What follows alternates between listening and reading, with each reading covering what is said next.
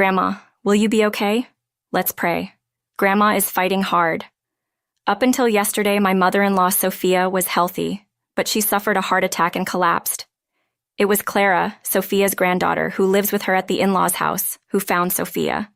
In front of the intensive care unit, we prayed desperately, but our prayers were in vain, and Sophia passed away.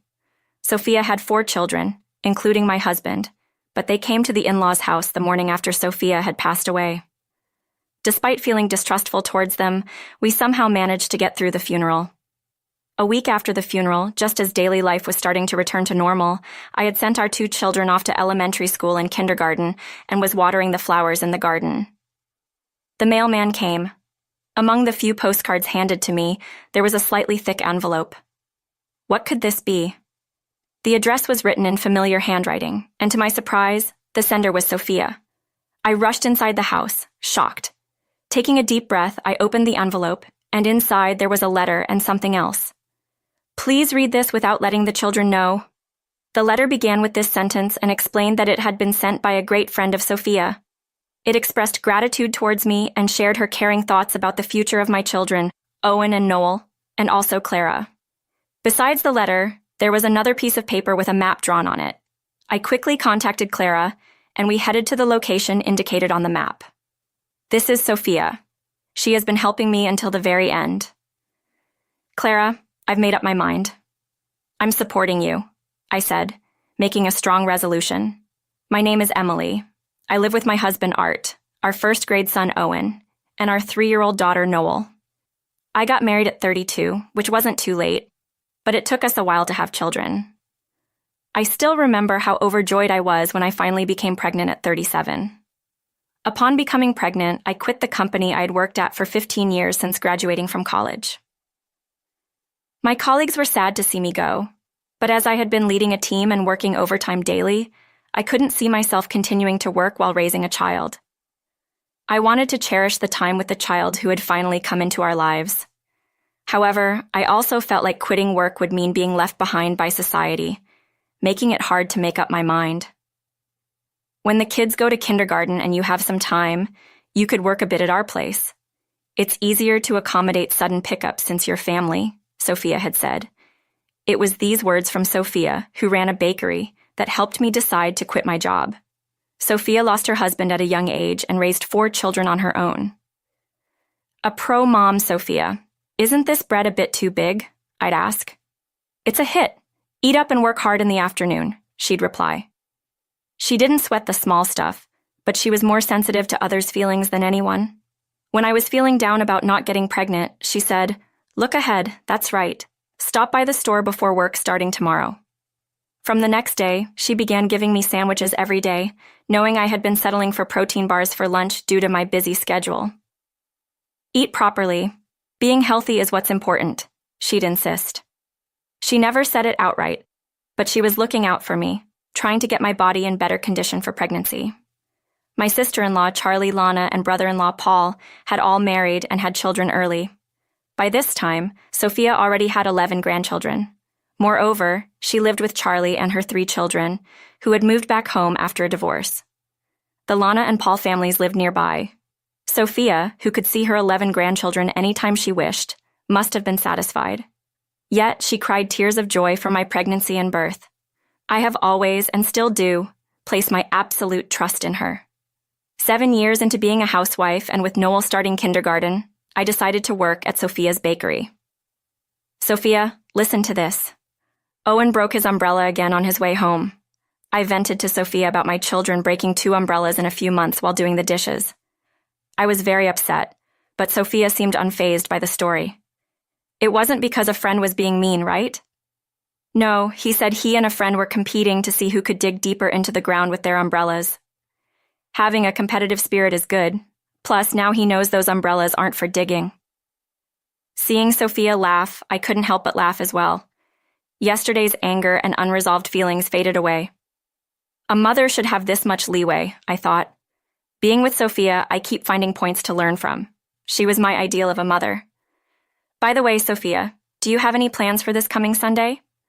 Nothing at all. Everyone's busy, you know. Sophia looked a bit sad. The grandchildren living with her and those nearby are all middle school age or older now, busy with clubs and hanging out with friends. They don't pay much attention to her. So, Owen wants to go to a family restaurant. How about we go together? I'd be happy to see Owen and Noel. Thanks for always inviting me. Sophia smiled happily. She adores Owen and Noel very much, and the kids are very fond of her too. Ideally, I'd like to take the kids to visit the in-laws' house more often, but since Charlie lives there, it's not easy to just drop by. Even so, there's no parking at our place if she were to visit us. Art and I decided to invite Sophia out every 2 weeks or so for a meal or an outing to ensure the kids could spend time with their beloved grandmother. Eager to sit next to their favorite grandma, the kids compete for the seat next to Sophia every time. Watching them, Sophia would squint her eyes in amusement. Is Art working today too? Yes, he's been busy since he became a manager. That's tough. Art used to join us, but recently, with his increasing weekend work, it's been just the three of us without Art. I wasn't too bothered by it. The kids are getting easier to handle, and work is work. However, I was concerned about the somewhat lonely look Sophia would sometimes show. Next time, I'll check Art's off days before inviting you. Sophia shook her head, smiling. Don't worry about it. I'm really happy just to be with you all. Saying that, she took a small box out of her bag. Sophia smiled and carefully opened the box. This is my treasure box. This ring was a gift from your father, and this necklace was the first thing. I bought this with my first paycheck, filled with memories. The treasure box made me smile too. What about this one in the bag? I pointed to a small trinket box. Open it when I say it's okay. Sophia laughed innocently. I'm giving my treasure box to you, Emily. I'm not really at the age to dress up anymore. Saying that, Sophia carefully closed the box and placed it in front of me. But such important things. I want you to have them too, my dear daughter. Sophia's words deeply touched me. I'll take good care of it. Sophia, smiling, gently hugged Owen, sitting next to her. It's not fair. Only Owen gets a hug. Grandma, hug Noel too. I'll give you a hug when we go outside later, Sophia soothed Noel, who puffed up her cheeks with a gentle look. With so much love for her grandchildren and even for me, her daughter-in-law, she must cherish Art, her own child, very much. Feeling a bit sad that Art doesn't seem to realize the depth of a mother's love, I resolved to let Sophia see a healthy and lively Art next time. However, that never came to be. One holiday, I was out with the two kids. Is Grandma coming soon? We had invited Sophia, but she had an appointment at the hairdresser in the morning, so we planned to meet at the restaurant for lunch. Owen and Noel were waiting for Sophia's arrival in front of the restaurant, but Sophia didn't show up at the agreed time. I tried calling her several times, but she didn't answer. Professionally, Sophia always made it a point to answer the phone within 3 rings. It was a habit ingrained in her, and she would answer within 3 rings even outside of the bakery. Yet today, she didn't pick up even after 10 rings. Being as reliable as she is, if she were delayed at the hairdresser, she would definitely let us know. What could have happened? I started to worry. Even after waiting 30 minutes, Sophia didn't show up, and she still wasn't answering her phone. Are we still waiting? I'm hungry.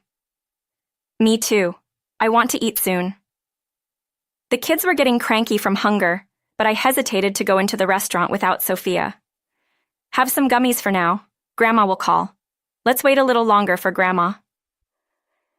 I handed out gummies to the kids and pondered. Could something have happened? Maybe I should check the in-laws' house. Then my phone rang. Clara? The caller ID showed not Sophia, but Clara, Charlie's youngest daughter. Hello, Clara. Good timing. Is Grandma there? Emily, Clara, what happened? I asked if Sophia was at home, but Clara on the other end of the phone seemed to be crying and had trouble speaking. Grandma's collapsed, Emily. What do I do? I could hear Clara's voice trembling weakly. Sophia has... It can't be true, can it? I was at a loss for words. It sounded like Clara was panicking, with her sobs coming through the phone. I tried to calm her down.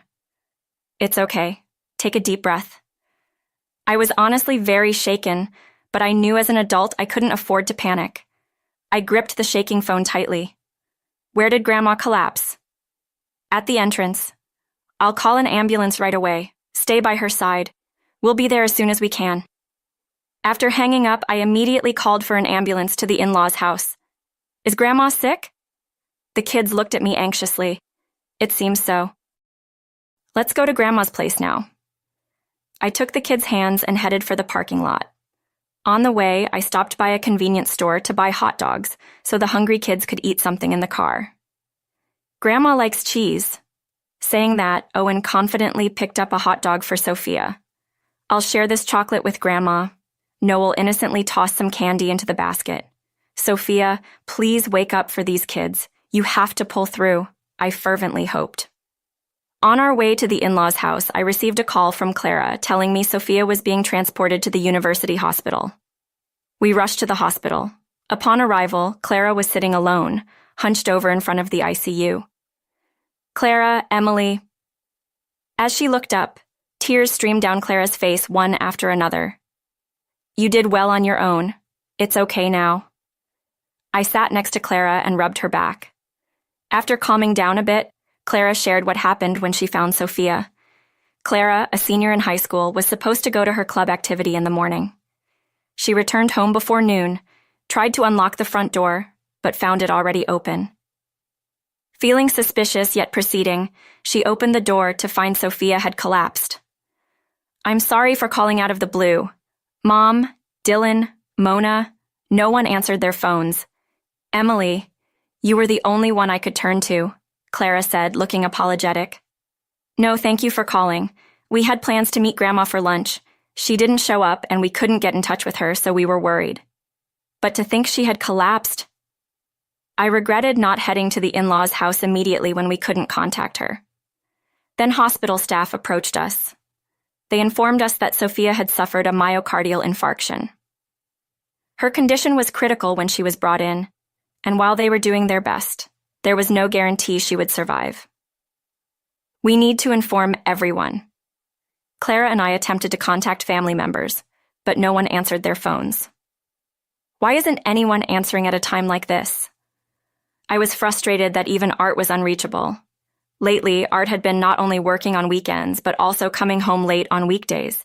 He often came back slightly drunk, claiming it was for work socials or to cheer up his subordinates, but it was clear he had been neglecting his family. Sophia wanted to see you. I get it. I'll make sure to join next time. Despite saying that, Art would leave the house, saying work came up even on his days off. Work or family, which is more important? This incident occurred while I harbored unresolved feelings towards Art. Sophia is in critical condition and needs your attention immediately. Please contact us as soon as possible. I sent this message but received no replies from Sophia or any of the siblings. Do Charlie, Dylan, and Mona always not answer like this? I asked, and Clara nodded. My family, they're all very independent. It's always been just Grandma and me for dinner. Is that so? I had no idea. Sophia never mentioned such things to me. According to Clara, Charlie hardly ever took care of the house and often disappeared when the kids were young. Sophia had repeatedly reprimanded Charlie for such behavior. You're the mother of 3 kids. But Mom, you're better at housework and childcare than I am. Well, I raised 4 kids, of course I am, but you'll get better at it day by day if you keep at it every day. Sophia tried to make Charlie act more motherly, but Charlie remained unchanged, prioritizing herself first, going out whenever she liked, and returning home whenever she pleased. Thus, Sophia, while working, always managed to take care of Clara and her siblings with a smile without fail. However, having grown up seeing such a mother, Clara's siblings now do not feel grateful towards Sophia, leaving all household tasks to her and living as they please. Come to think of it, I always heard about Clara from Sophia. I remembered. Clara makes the best hamburgers in the world. Or, when Sophia started having trouble threading needles because of her eyesight, Clara bought her a needle threader. Grandma always talked about Clara with a smile. Hearing my story, tears welled up in Clara's eyes again. Will Grandma be okay? Let's pray. Grandma is fighting hard. But despite our hopes, Sophia passed away. Looking at Sophia lying on the bed, She seemed to be just sleeping with her usual gentle expression. "Grandma, we brought you a hot dog. Let's share this chocolate together." The kids, mistaking her for sleeping, spoke to Sophia. "Grandma won't wake up anymore. She's gone to heaven." "Where is heaven? Is it a nice place?" "It's a very nice place. Grandma must be happy there, meeting Grandpa." I mulled over my own words. Yes, Sophia must have finally met the husband she longed to see. I hoped they would enjoy their time together now. Thinking this, I found myself unable to cry. After receiving explanations from the hospital and discussing the next steps, we headed to the in-laws' house to prepare for the funeral. Despite it being late, no one was at the in-laws' house. In the kitchen, dinner was prepared, probably stew for dinner, enough for a family of 5. Always preparing meals for everyone, not knowing when they would come home or if they would eat, Sophia must have cared until the end. The greatness and kindness of Sophia made my heart heavy. Colleagues from Sophia's bakery also came to help. "We want to be of some help to Sophia," they said, helping with the funeral preparation while sharing memories of Sophia. We worked together to prepare. Only Clara knew about the house, but there were things even she, still a high school student, didn't understand, making the preparation difficult. Charlie, whom we thought would return eventually, did not come back, and there was no contact with any of the siblings. Despite having a lot on my mind, I focused solely on Sophia and took initiative. The siblings didn't arrive at the in-laws' house until the next morning. "What were you doing until now?" I gave Art a cold look. There was trouble at work. I was completely dismayed that even after his own mother had passed away, Art was still making excuses about work. Not just Art, none of the siblings, including Charlie, expressed gratitude for staying by Sophia's side or for the funeral preparations. "See you at the funeral then. Call me anytime if you need anything." Sensing the odd atmosphere, the colleagues left. During the funeral, Clara and I, despite our grief, fulfilled our roles as family members, but Sophia's own children ignored their responsibilities. Thinking about these 4 disrupted my peace of mind. I focused on the last moments with Sophia. A week after the funeral, as daily life slowly returned and I sent the kids off to school and kindergarten, the mailman arrived. Among a few postcards, there was a slightly thick envelope. What could this be? The handwriting on the address was familiar, and to my surprise, the sender was Sophia. I rushed inside the house, shocked. Taking a deep breath, I opened the envelope, and inside was a letter and something else. Please read this without letting the kids notice. The letter started with this sentence, explaining it was sent by a dear friend of Sophia, expressing gratitude towards me and her caring thoughts for the future of Owen, Noel, and Clara. Besides the letter, there was another piece of paper with a map drawn on it. I quickly contacted Clara and headed to the location indicated on the map. Sophia has been helping me until the very end. Clara, I've made up my mind. I'll support you. Emily, I made a firm resolution. A month later, we were called to the in-laws' house by a lawyer. Besides us, Charlie's family, Lana's family, and Paul's family were also gathered there. It turned out that Sophia had prepared a will during her lifetime and entrusted it to the lawyer. The will given by the lawyer stated, divide everything equally among Charlie, Art, Lana, and Paul into 4 parts. I thought I might as well go upstairs and take care of the kids since I'm not involved. Just as I was about to stand up, I heard unbelievable words. Annoying as she was, it's good she left us an inheritance. The speaker was Art. Really, putting up with her was worth it. The 4 of them mocked Sophia. At that moment, my anger reached its peak. I don't want anything to do with you anymore, and that includes you. Saying so, I slammed the pre-filled divorce papers on the table. The room fell silent. What's this all of a sudden?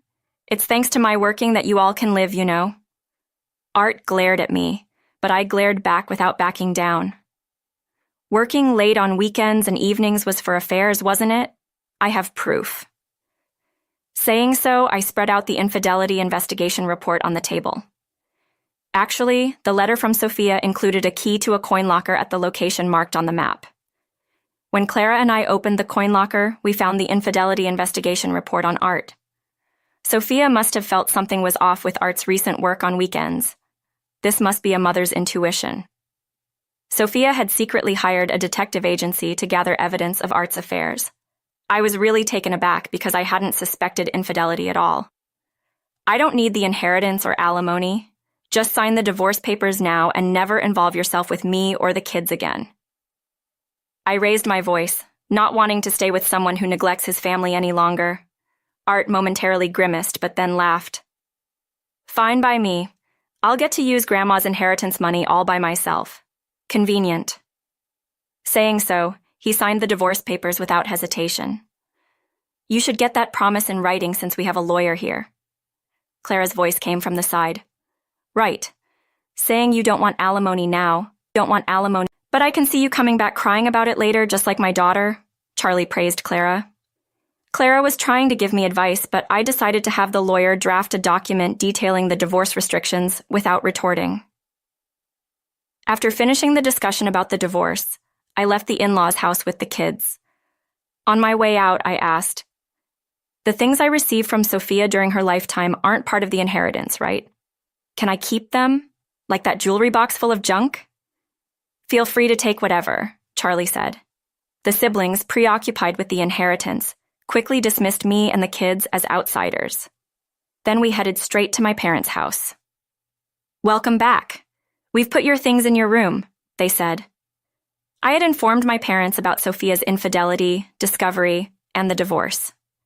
My parents' home was far away, and though I considered moving within the school district for the kids, being unemployed made it challenging. The adaptability of kids is amazing. My mother's words pushed me to decide to temporarily return to my parents' house. It was immediately clear that this was the right decision. Visits to my parents' house had been rare, once a year, if at all. Initially, the kids were nervous about living with my parents, but soon grew attached. Grandpa, let's play catch, Owen said. Unlike Art, who rarely engaged with him, Owen started playing catch with my affectionate father, Joseph. Grandma, what's this flower? Noel asked, who had been missing Sophia. He began enjoying the garden flowers with my knowledgeable mother, Malene. They gradually adjusted to their new schools, and a modest yet peaceful life began for us. Around 3 months later, I received a call from Art. You deceived us, didn't you? It seemed he was talking about the jewelry box I had received from Sophia during her lifetime. I heard from Charlie that it contained a gem worth $500,000. In fact, besides the evidence of Art's infidelity, there was another letter inside the coin locker. The letter mentioned the treasure box I had received from Sophia.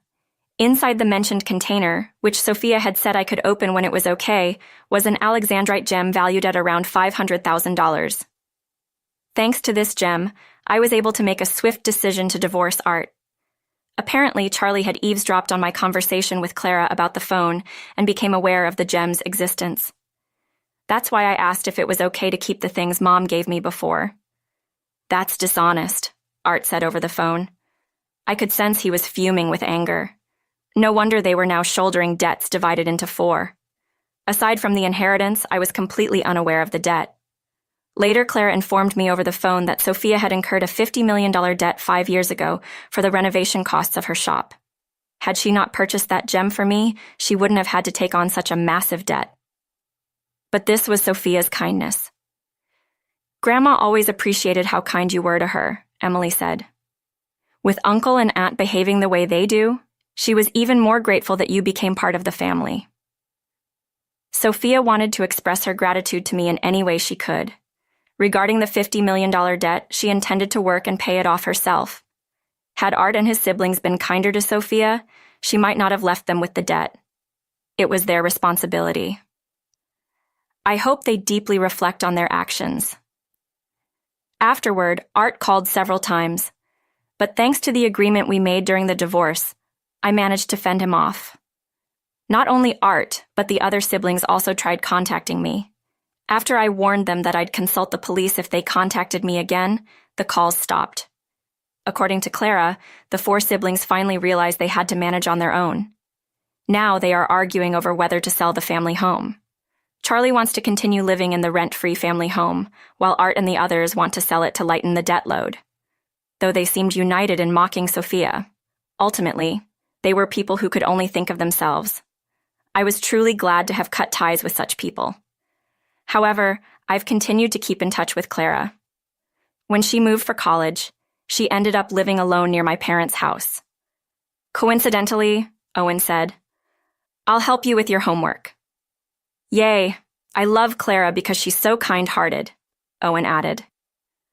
Clara is now studying to be a nurse in college, wanting to help people like Sophia. Though her mother, Charlie, is unreliable, Clara has been working hard, achieving a scholarship that covers her tuition and managing her living expenses with part-time jobs and scholarships. When Clara decided on her college, I offered to sell the gem to cover her college expenses, but she refused. "I want to show Grandma that I can live a proper life and get a good job on my own," Clara said. Hearing Clara's determination, I decided to quietly support her. Clara, and with her kindness and strong will surely become a wonderful woman like Sophia. When that time comes, I plan to give her a part of the money from selling the gem. After all, Clara was the granddaughter who always stayed by Sophia's side. Now I'm also looking for a job, not to be outdone by Clara. I'm considering starting my own business that I can manage while raising my children, and my plans are gradually coming together. This is all thanks to the treasure box left by Sophia. I'll use a part of the initial investment from the sale of the gem, but I plan to raise my children with the money I earn on my own. "I want to go to Finland to see the aurora," Owen said while working on his homework with a world map drawn on it. Recently, Owen has taken a great liking to the globe we bought him, showing off his knowledge about countries around the world. "I want to meet Santa. I'd like somewhere warm, like Thailand," Noel said. Everyone shared their dreams of places they wanted to visit. "That's it," I said. "Let's use the money left by Sophia to visit places the kids and Clara want to see. It will undoubtedly enrich their lives with new experiences. Just the thought of it excites me.